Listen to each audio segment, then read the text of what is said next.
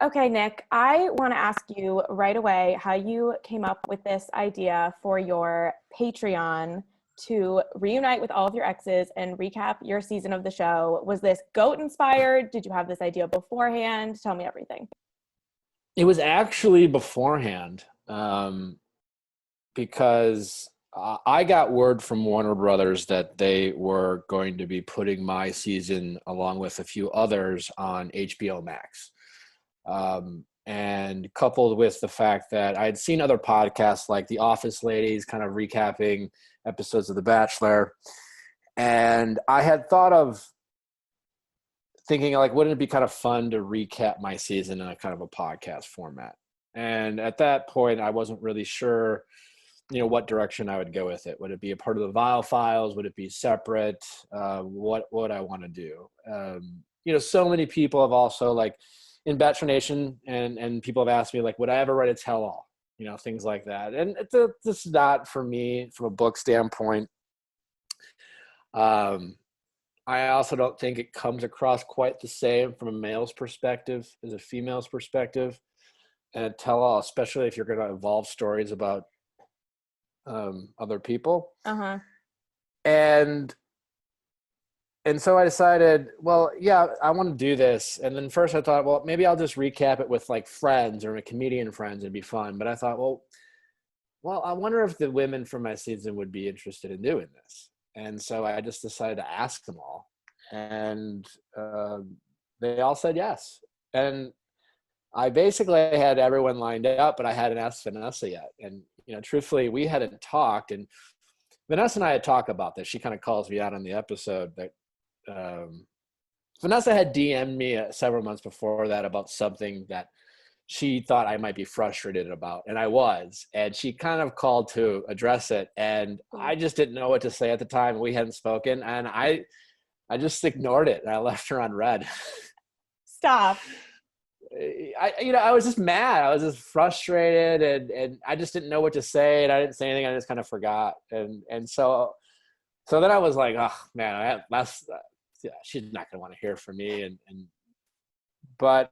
so I thought, well, maybe let's be like an olive branch. And so I reached out, and she was very gracious, and we talked, and I think, quite honestly, I think we both wanted to connect on a personal level to just clear the air, if you will. And we did that briefly, but we decided to record it. And I think we were both pretty nervous about it. Because as I said on my podcast, I'm over it, but I am not indifferent about the relationship. I like that.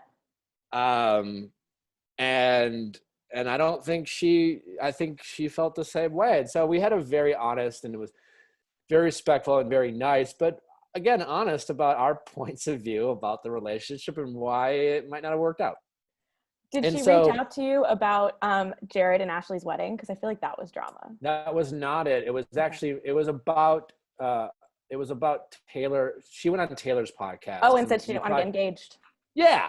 And I was like, I was annoyed because I knew what she was talking about, and it was completely out of, like, I was frustrated, and she knew that I would be, and I think she felt bad, but I just, we talk about it on the podcast. That's all I'll say. But okay. We addressed it on the episode amongst many other things, and so I think once when we were done, we were really happy we did that. And I actually recorded the Vanessa episode. She was one of the middle ones. Like, I released hers as the last, but it was like scheduling. I did them all kind of in 1 week for the most part. And then I've recorded a new one since then. But it was fun. I mean, it was kind of, other than Rachel, I don't really have like relationships with any of these women, not that there was no, it's very different than Vanessa, but even with Raven, we didn't talk much. And quite honestly, it was really nice to connect with all of them and have these discussions about our different points of view. all kind of wrapped around, it's kind of set up, it's my season. So I kind of narrate the whole thing and drive these conversations. And then the women kind of sprinkle in their points of view. I ask them questions, they ask me questions. And throughout, there's a lot of, I don't know if you listen to any of them, but like the Corinne, there was a lot of like, really? I didn't know that. And from both sides. And that was fun to do. Well, I talked to Raven and Alexis recently, and Alexis told me she watched the wrong episode. So there was that. And yeah, but it was fine because honestly, like it was kind of set up to like, we'll recap these various episodes, but we do that and I kind of drive it. But then, they all bounce around with what, if they had a story to tell, I wanted them to tell it. I didn't want to limit them to a specific week. Was there anyone besides Vanessa that you were nervous to reach out to?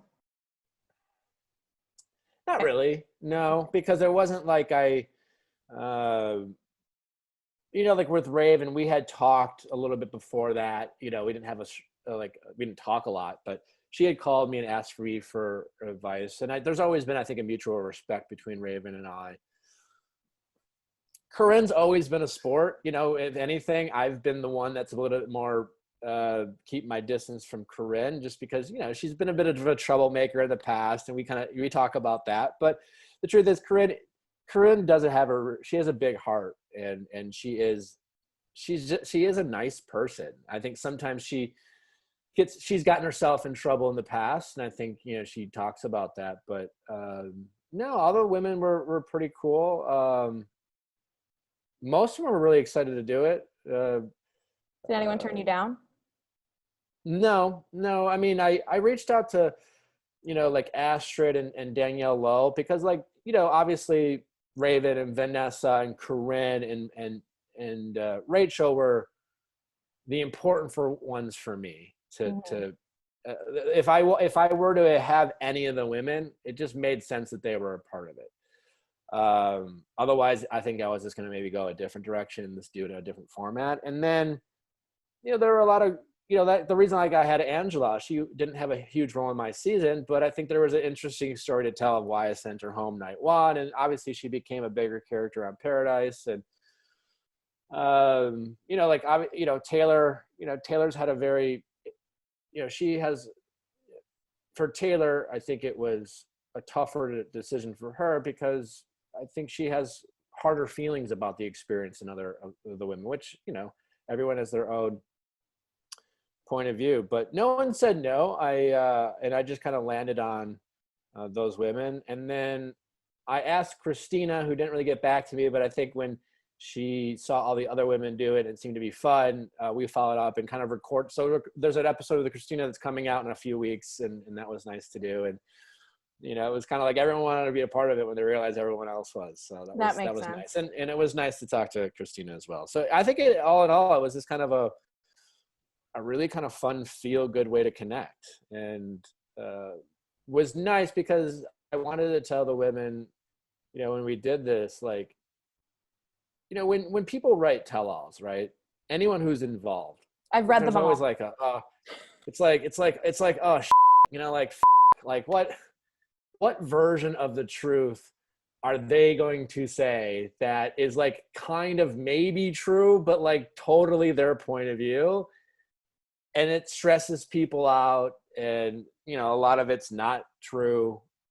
Like it's your version, so to speak. And I didn't want to do this and create stress for anyone, and I think having all the women involved, I feel like I was able to successfully have this be kind of a fun project rather than an anxiety-filled project for anyone, including myself.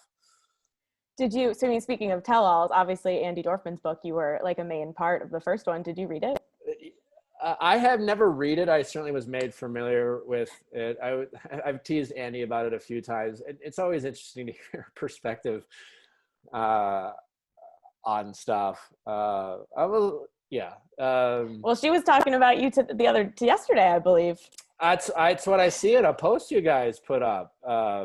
What did she say? She had nice things to say, including that you didn't know how good looking you were on the show. But she also She also killed you in a game of F, Marry, Kill with Chris Harrison and Tyler Cameron. That makes sense.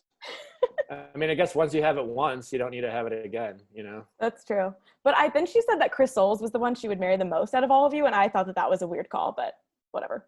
So wait. It was me, Tyler, and Chris Harrison. In the game, but then elsewhere during the interview, it was like, who would you marry of all of your Bachelor exes? And she picked Chris Soules. Fair enough, whatever. I mean, listen, as far as when it comes to Andi and I go, I think we sometimes have the same frustrations with the fans that, like, we can't seem to ever get away from people Shipping thinking you? But nice to know she'll kill me. That's cool. I mean, I was going to say, gone on any runs recently? Yeah. Were you surprised when those pictures came out so like quickly after you like saw her for the first time in however long? Or not surprised at all? Because Bachelor Nation's crazy. Both. Yeah. Both. That's fair. I mean, it's because you sometimes wonder why people it was out minutes later. So and then it was on Us Weekly minutes after that. So that was a bit like, okay, fine. Whatever. But yeah. Okay, well, going back to your episodes, who would you say surprised you the most? I guess Corinne. Just because I think Corinne probably showed, she's still Corinne, but there was like clearly like reflection on Corinne's part. And that was just interesting to hear. I feel like we didn't get enough Corinne. Like, I know everything that happened in Paradise was really messy, but I feel like we as Bachelor Nation didn't get enough Corinne on our TV screens. Like, it was cut short. Yeah, I kind of agree, right? Because, like myself or Colton and, now that with Paradise happening, you kind of get that. And with all the things that happened in Paradise with Corinne, I think like it just killed it. And I think the world was unfortunately had to sacrifice, Bachelor Nation sacrifice not having more Corinne on their screen. And so like some of that even minus that whatever happened in Paradise, some Corinne's a bit to, I think she almost got too much hype too quickly and had to, the nanny. She probably not even that. I think she might have done things differently. But you're right. I think she was an excellent character, and Bachelor Nation should feel nothing but appreciation for her for having come on my season. I agree. Watching the show back, because you watched the episodes as you did the recaps, was there anything that you had like totally blocked out of your memory? Say that again. Watching it back, was there anything that you had like blocked out that you were like kind of surprised to see again, or was it all came flooding back to you? I didn't appreciate how awkward it would be for me to watch it back. I thought it was fine watching it back, when it was actually airing, but 3 years removed, it was like, being like the bouncy castle stuff and it was all very awkward. Well, I feel like you've said before the stuff about how like you were the Bachelor who had sex, like no other Bachelor has ever had sex before, and that was like your narrative. And then so watching it 3 years later, you mentioned on one of the episodes that it was like kind of cringy for you, even though you acknowledged that before. Totally, it was it's a weird thing, right? Because I'm very sex positive, on my podcast, and for men and women, it's just I think we make too big of a deal about it and shame people for all the wrong reasons when it comes to sex. But at the same time, like, yeah, it gets a little frustrating being sexualized for it all. I saw in I heard on one of the episodes, you said that Brittany was the best kisser, but you sent her home so early, and I would like to know why. It's a great question. She really was. That was like the revelation that threw me off. I was like, who is Brittany? Yeah, I think I said why. I think night one, I didn't talk to her. I don't know if I even talked to her night one. And I specifically remember seeing her at the rose ceremony, and she just didn't have a positive look on her face. Her resting gaze wasn't super pleasant. And I think I kind of had written her off already. And she really surprised me on that date. And she also was someone who kind of struggled kind of, settling into that world. And a combination of being super into Rachel and Vanessa, having this kind of like weird look on her face night one. By the time I made out with her, I kind of just decided, eh. And I think, again, she was struggling early on. I think she was one of those people that needed a lot of attention early on, or she was going to check out, right? And I think that's pretty natural for some people. I mean, you could have said that about me. I mean, I had Andi not giving me the first impression rose and I not getting an early date. By week 4, I might have been like, this is stupid. I'm going back to work.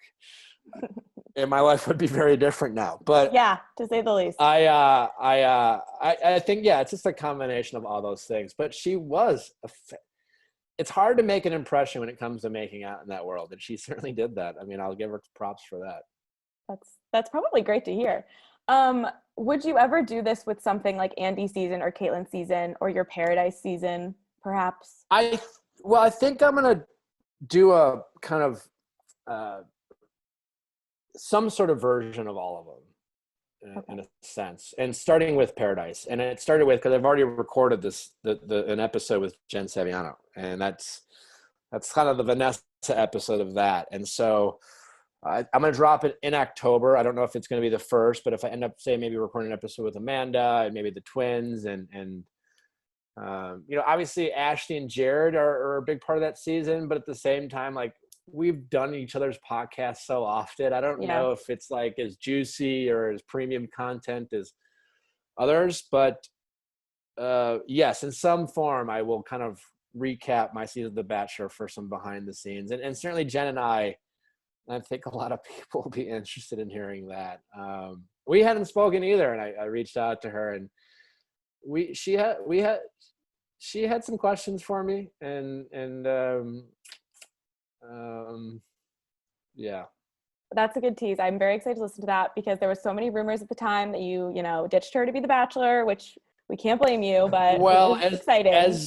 As you know, from my Patreon, I ask all the women to start each episode by saying their name, saying when I sent them home and what it was like to date me. And I gave Jen the same opportunity to do that. And she said Nick broke up with me to be the Bachelor, was her opening statement.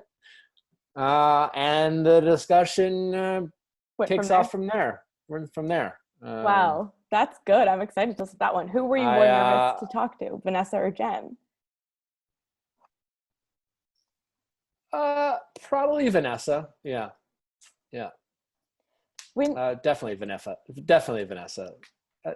Vanessa's always been a little bit more unpredictable for me than Jen, but Vanessa was very gracious, and I was really glad that in both cases, I thought it went as well as it possibly could have, and under the lens of honesty. But I think there's more tea in the Jen episode.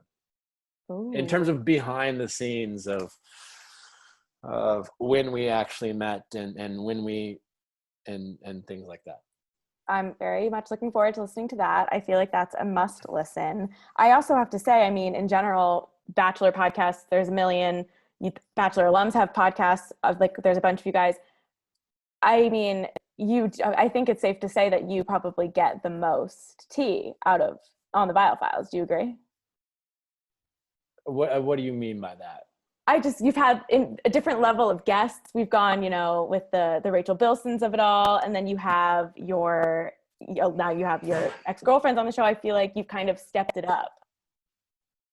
Yeah, I mean, I take a lot of pride in the Viall Files, and I think the most thing I'm flattered about is that, getting the national recognition that it has, like whether it's the Associated Press Top 10 podcast of 2019, and it actually being recognized, for things that are not Bachelor related, being picked as, various articles as one of the top relationship podcasts to listen to. So I'm really proud of that. And then from a guest standpoint, I really worked on, being a host and trying to have listen, I love being vulnerable and honest. And I think, it's quite honestly something I've learned being a fan of Howard Stern is the more you're willing to share about yourself, the more other people are willing to share about themselves.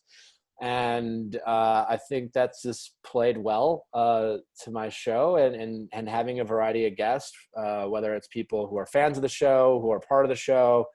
And, obviously we've branched off to, just other personalities that have nothing to do with Bachelor Nation. Now that I've grown the show to basically be 3 different shows a week, it's allowed me to kind of diversify to have a Bachelor focused show, but then talk about things outside of the Bachelor world. And that's been a lot of fun.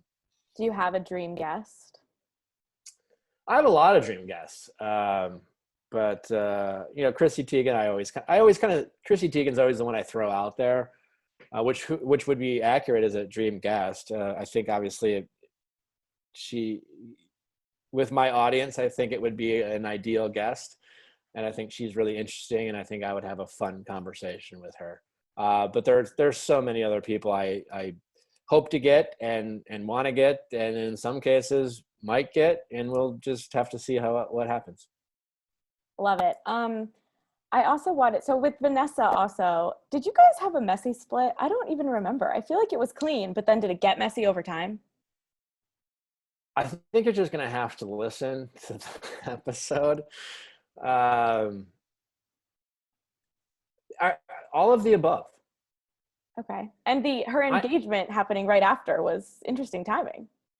Yeah, and I think just coincidental because we communicated briefly. I don't think she was expecting it. I don't want to speak for her, and I don't know what she said about it, but it sounded like it was kind of a romantic kind of surprise in a good way. But all the more reason I'm glad that we were able to connect, because it made me feel comfortable reaching out personally to wish her congratulations. And so that was nice. But I think with as far as our breakup, again, we cover it in great detail on my Patreon tell-all, which is out today for those of you listening.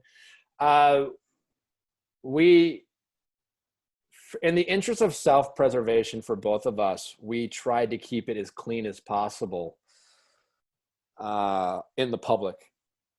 And in the grand scheme of things, it wasn't really anything like really messy, but like I said, I was not indifferent about it, and I had a lot of strong feelings, and she did too, about the relationship.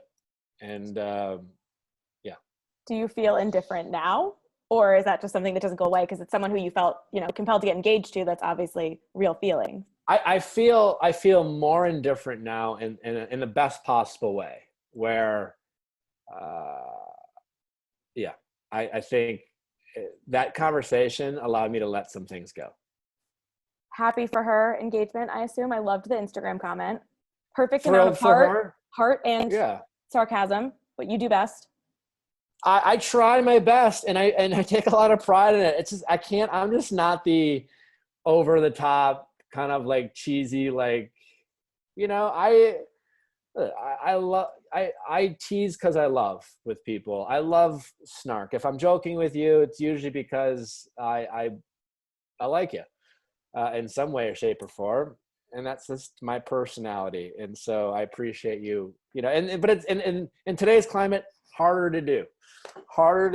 And so I'll spend a good 30 minutes with a caption these days, just making sure there's no way I can get canceled. It's so real. It's like not even funny, but I love that you admit that. I mean, like, yeah, I always want to be respectful of everyone. I don't, even when I am snarky and tease, I don't want to hurt anyone's feelings. I'm a sensitive person too. So it always makes me sad when I find out my snarkiness hurts people's feelings. And so I try to it's hard to walk that tightrope, man. God, it's that anxiety. It's I hard. think you do it one of the best in The Bachelor, just because you can't take it too seriously, but at the same time, they take Bachelor Nation takes everything so seriously. Yeah, yeah. It's a combination of we're all sensitive as characters, and Bachelor Nation. I love Bachelor Nation, but yes, there is a group of people who are just so damn literal, um, and it's like, I feel thankful that my story arc has come, and I have a lot of people supporting me in my show, but there's just always going to be people who don't care for me, and no matter what. Yeah, my snarkiness will always give him ammunition, I suppose. Well, one of your exes who we haven't talked about yet, Caitlin, she had the goat treatment at the beginning of the summer. And one, congratulations on getting two goat episodes. How does that feel? Feels great. You know, I really want to make sure I'm recognized for all the hard work I put in Bachelor Nation, and this has really been a celebration of my Accomplishments? tragedy. Yeah, Tragedy. yeah. It's it depends how you look at it, right? But yes. I feel like you said at the beginning of this when Mike Fleiss made this announcement that Andi Dorfman season was the one you didn't want to air, and you got your wish. Do you still feel that way? It was mostly because of my haircut. I was going to ask you about fashion because those bracelets in the Caitlyn episode, I had a problem with. No, so do I. It's really hard to watch back. Yeah, it's funny. The Andi, I know it's on Hulu now, and I think that's part of the reason why I want to do that for the Patreon. Because I even remember when when that season aired, certainly I'm definitely considered by all intents as the villain of that season. But even when that season was airing, there were a lot of people who were like, is he though? Like, it just seems, I don't know. Like, yeah, and they're playing the shitty music, but like, what is he doing? He's not doing anything. And I was like, yeah. And it's weird because for all the people who have gotten to know me and see me, when you watch it back, I've had a lot of people be like, yeah, I was really rooting for you in Andi season. I'm like, no, you weren't. But maybe now because it's not like when my parents watched Andi season, it was fine. They didn't get why I was getting all the criticism, Yeah. And so it's a little bit like that. But there really is no excuse for my hair. I mean, I think I'll say, knowing what we know now about, who Andi picked, that might also have shed some light on watching it back. We probably would be rooting for you even more so than if people weren't. Yeah, well, knowing that she'd kill me, I mean, it's really heartbreaking. I know you were holding out for a reunion, right? That's the clickbait I can make of this. I'm just kidding. Yeah. Can the headline be Nick doesn't know why Andi wants to kill him? I can probably make that happen for you. 100%. I'd really appreciate it. Would you and then I can throw I'll definitely promise you a snarky comment. Love it. Also, I'm on a mission to find the answer to this, and I don't think I ever will. But on Caitlyn's goat episode, they aired your full proposal and not the one with Sean, and it makes no sense. And on every single one after, they've aired both proposals or breakups, and I would like to know if you have any thoughts or insight into that decision. I don't know anything for certain, but my understanding with the GOAT episodes is ultimately what they were trying to do is put something on TV during a pandemic and also put some of the people who work for Next Media back to work. When they shut, Paradise got canceled and they delayed Clare's season. Yeah. Those are people who, they get paid by the season, so to speak. And so those were people who weren't working. And I think they were trying to get people back to work. With that said, kind of like the same mentality I had with this tell-all, I don't think they were trying to stress anyone out. I don't think they were trying to bring back any PTSD with anyone. And so here they are. They have a strong relationship with myself. I think they have a strong relationship with Caitlyn. And quite frankly, the franchise doesn't have a strong relationship with Sean. Knowing that Caitlyn is now in this great relationship with Jason, I think they just decided to, why they need to do that and glorify that breakup. at the same time, I will say, like, my breakup with Caitlyn, maybe my best TV moment. Heartbreaking. You're really on your side there. Yeah, and it was probably the first time people really turned around. And I watched it back, and that was all very real. It was very real. And when I watched it back, I probably, of all the things I've done, I was probably the most proud because, like, I watched it back and I was like, damn, I really handled that well, because I was absolutely crushed. I mean, it was all very real, and I was absolutely blindsided. And, you know, this greater the moment comment, I was like, I don't think I'll ever say something as romantic as cool in a stressful situation again. And I think looking back and having the benefit of hindsight and having me become the Bachelor later, I think they just decided to focus on that rather than glorify a relationship that ended and maybe might have been a little more awkward for Caitlyn and Jason, you know. I didn't really care whether they aired my proposal with Vanessa or not. You know, it didn't bother me. I had no hard feelings towards it. So that's my educated guess that I feel confident is true, but I can't verify 100%.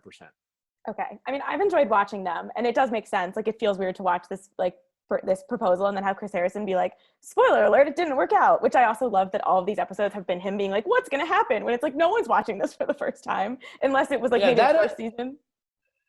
I think there's some new people on it, but it is kind of bizarre the way they've decided to go about it. We're like, it's so weird. But whatever. I mean, listen, they were just trying to, again, I think, get people back to work and just put something out there that they weren't planning on doing. And, you know, you can only criticize so much. Yeah, no, it's been fun to watch. Have you talked to Caitlyn at all about Dancing with the Stars as a former dancer yourself? Not really. I mean, we text briefly when her GOAT episode was airing, and that's when she found out, and I wish her congratulations. I mean, I think she's going to do extremely well. She doesn't need any advice from me. And quite frankly, with how they're doing it, I don't think there's anything I could tell her, because it's all different. You know, there's no studio audience. They don't even have the same hosts. I mean, who knows how it's going to be, you know? But I would suspect she's going to do very well. Is Dancing with the Stars like the hardest thing on the planet? Because it looks really hard. Yeah.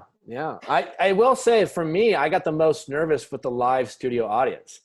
I think I would have done better without a live studio audience. It was fun to do. And, you know, when the few times I did well, it was really exhilarating to have the audience cheer for you. But I wish I could do it again for the very only reason I think I would just have more fun.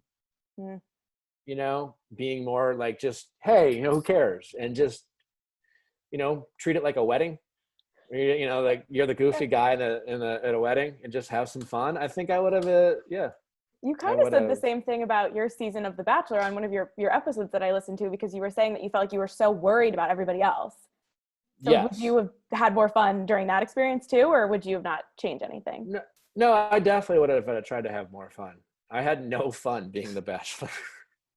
I don't think most Bachelors do, to be honest. It's hard. I mean, there were fun moments, but the whole experience is it's stressful, man. Well, I have to ask you about this mess of season 16, because Clare, 12 days, it's all it takes. Are you surprised by that? I'm not, because it's Clare, but I on my episode on the Viall Files, I have Lauren Zima on today. And we spend an hour talking about this. And I say just that in the sense that the reality is, when it comes to Clare, and I say this in a positive way, I'd believe anything. You know, anything's possible.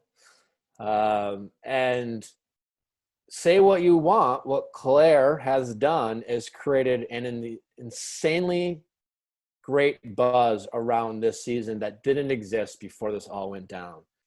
And now I cannot wait to find out. I was saying with Lauren, I don't know if it will. I don't know anything. So, but wouldn't it be so awesome if there was, like, you know how, like, on Saved by the Bell, they had like a Clue episode, Mm-hmm. or like I hope they have like a Law and Order CSI Clue episode, which is basically what really happened during quarantine. Who was DMing one another? And I like real like ITMs where they're sweating them for the truth, right? One Lauren came up with this scenario. How great would it be if it's revealed that Clare was not only texting with this Dale guy, but also maybe more than one guy? I mean, would be And everything. he's just like raising his hand. He's like, well, what the we were DMing, and that would just be truly, truly wonderful. But I really want like a CSI Clue episode where it's all about finding out who's guilty. And I mean this in a very lighthearted, playful way. I really wish Bachelor Nation would learn to have fun, be snarky. I have no problem with snarky, but let's not forget these are real people, and none of these people deserve to go to prison or should die or are horrible people because they've decided to put their dating lives on a TV show. So if Clare is happy, even if she was DMing 30 guys before the season, good for her. Like, who gives a shit, you know? Yeah. Certainly she's going to invite herself for some snark, and that's fine. But, like, let's just leave it there. It's just so funny how far we've come with that, though, because a couple seasons ago in Paradise, if you were talking to someone beforehand, they acted like you committed an actual crime. And now it's so unavoidable. It's just like, I can't believe this person was talking to two people. I'm like, wow, pot meet kettle. Like, I mean, you know, we all have 40 matches on whatever dating app we're having, you know, it's just like, you know, we're on. But yeah, it's tough because if you're a Bachelor producer, you want people to care. And we just, you know, you just want to manage just the level that they care, because sometimes it's like, whoa, man, chill out. Like, it's fine. It's going to be fine. But I am excited to find out what happens. I don't know.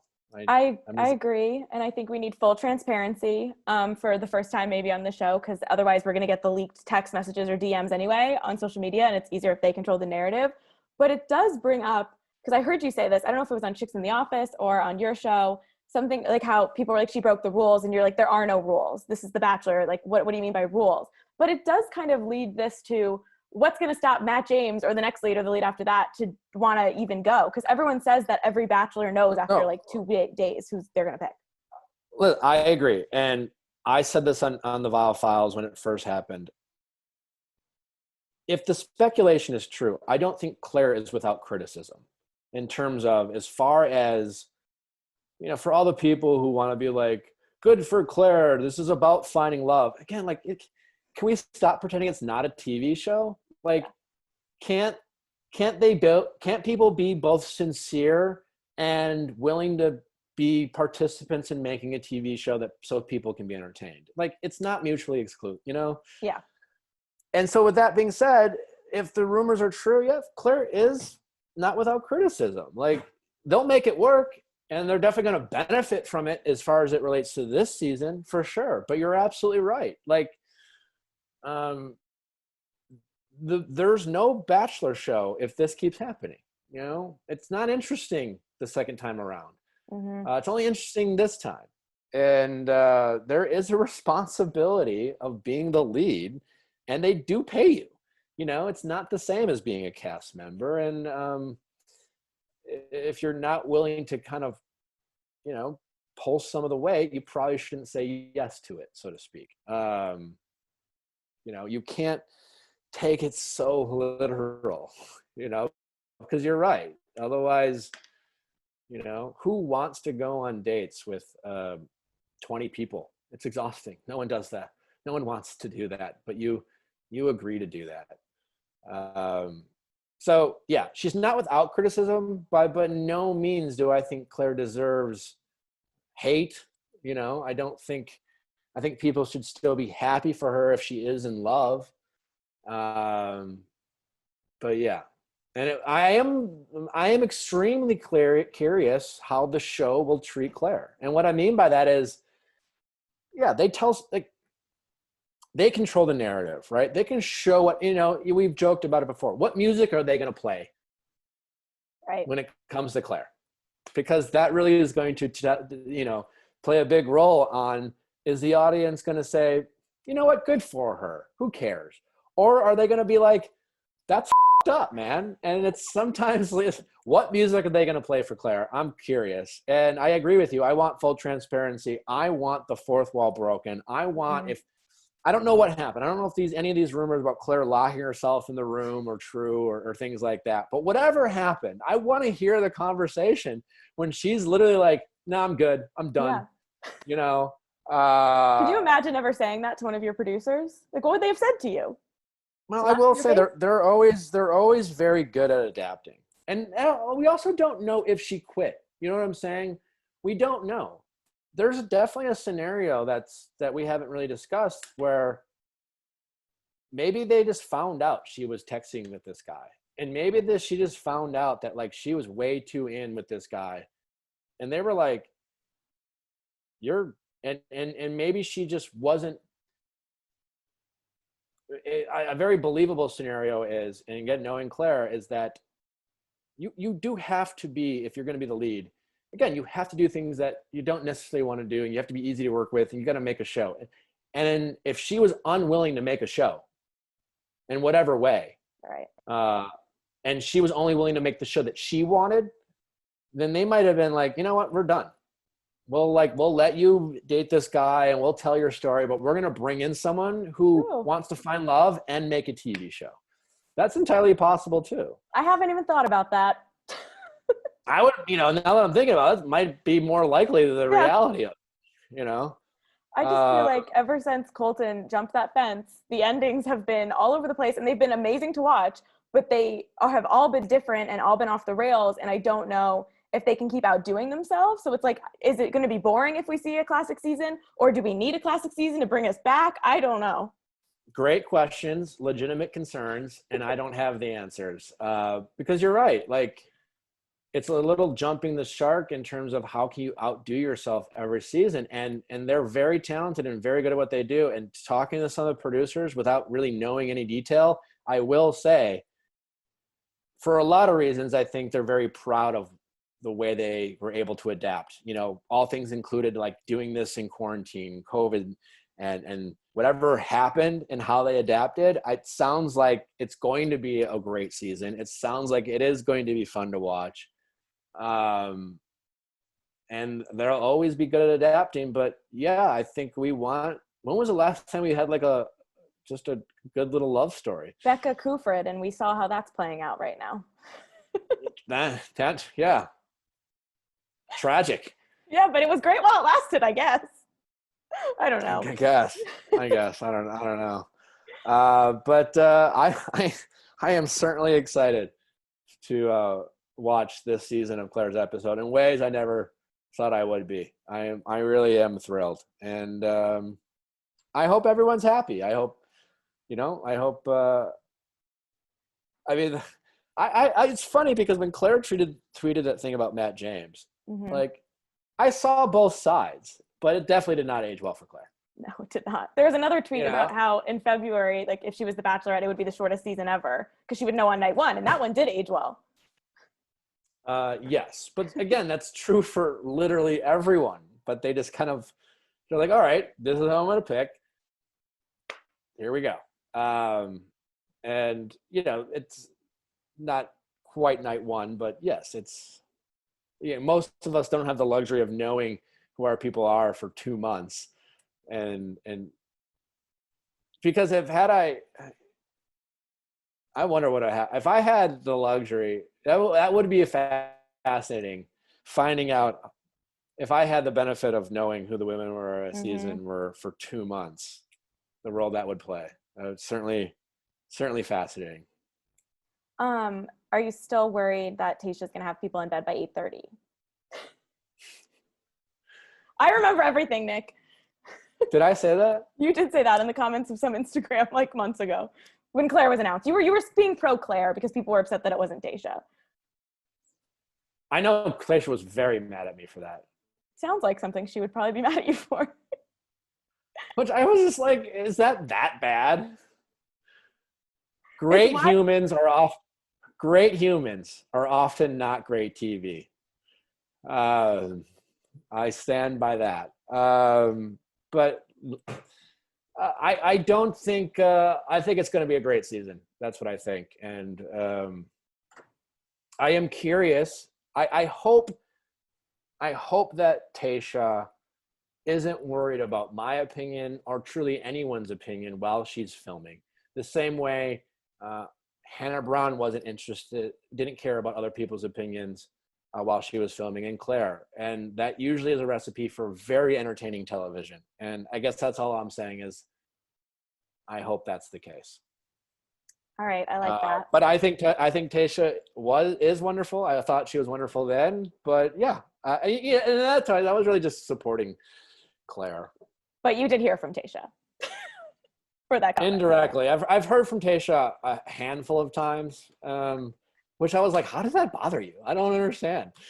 And she probably didn't want it to hurt her chances of this potential scenario or something like this happening down the line. Because you have a lot of influence in Bachelor Nation, Nick. We are all sensitive people in Bachelor Nation. And so, yeah. But I've heard from Tayshia a few times. I didn't hear from her directly. I just was told she unfollowed me. So. That's a classic move. Classic move. But I absolutely wish her the best, and I hope she finds love. And I'm assuming she is in fact a Bachelorette, because true, for whatever reason, the Bachelor is still promoting Clare heavily. Yeah, so I don't know.